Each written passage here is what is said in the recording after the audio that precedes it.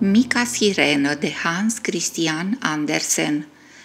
A fost odată în largul mării, în apa adâncă și albastră, un palat în care trăiau împăratul mării împreună cu cele 6 fete ale lui și bunica acestora.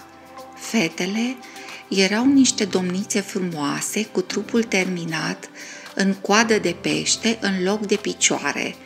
Ele se jucau prin palat și adunau lucruri ciudate de prin corăbile ce se scufundaseră în adâncuri. Cea mai mică dintre ele, mica sirenă, asculta cu plăcere poveștile bunicii, care îi spunea astfel: atunci când vei împlini 15 ani, la fel ca surorile tale, vei avea voie să ieși la suprafață, să vezi viața de dincolo de apa mării, dar trebuie să știi că oamenii nu sunt nemuritori ca noi. Noi ne transformăm în spuma albă a mării, iar oamenii trăiesc pentru veșnicie numai în cer. Ei pe pământ sunt muritori, iar în apă nu respiră. Toate cele 5 surori au fost încântate numai la început de cele ce au văzut deasupra mării: răsăritul și apusul soarelui, dealuri și păduri, case și castele, copii care se scăldau.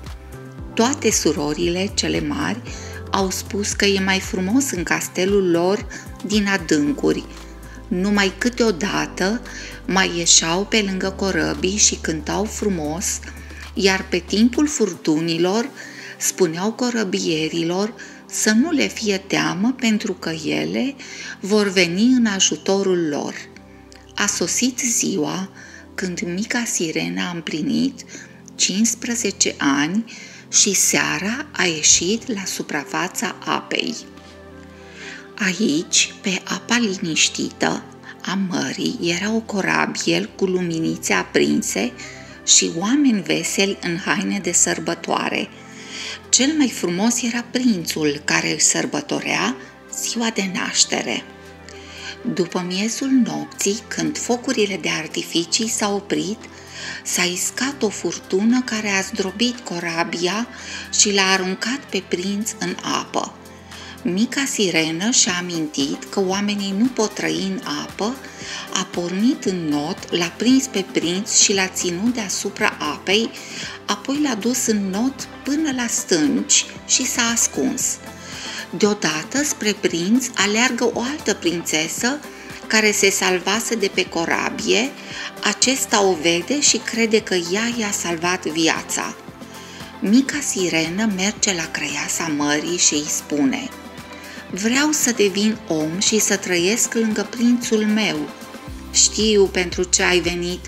Ia licoarea aceasta și atunci când îți vor crește picioare, în locul cozii de sirenă vei avea niște dureri cumplite. În schimbul ei îmi vei dărui mie vocea ta, iar dacă prințul se va căsători cu altă prințesă, tu te vei transforma în spumă de mare. Fără să gândească, frumoasa fată bău licoarea și dintr-o dată simți niște dureri groaznice și leșină. Se trezi la palat, prințul o găsise la malul mării și a salvat-o. El o ținea în preajma lui, dar pentru că nu avea voce, nu putea să-i spună că ea îl salvase din apele mării și era mereu tristă. Frumosul prinț tocmai se căsătorea cu fata care îl găsise pe țărm. Surorile mai mari au apărut la marginea mării cu părul tăiat.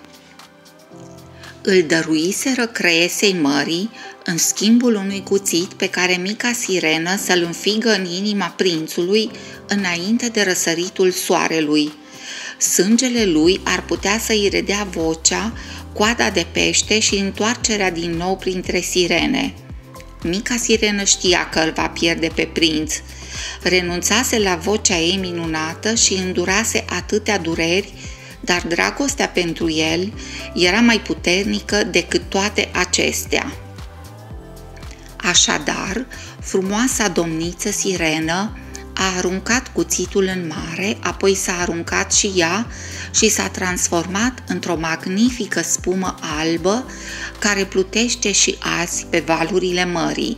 Din când în când, ea simte soarele cald și se transformă într-o prințesă a aerului, frumoasă și luminoasă.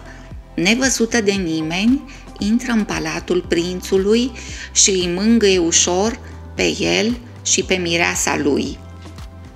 Dragi copii, să fiți cuminți și să ascultați de părinți. Iar dacă veți dori să colorați imagini cu povestea Mica Sirenă, le veți găsi în descrierea acestui video.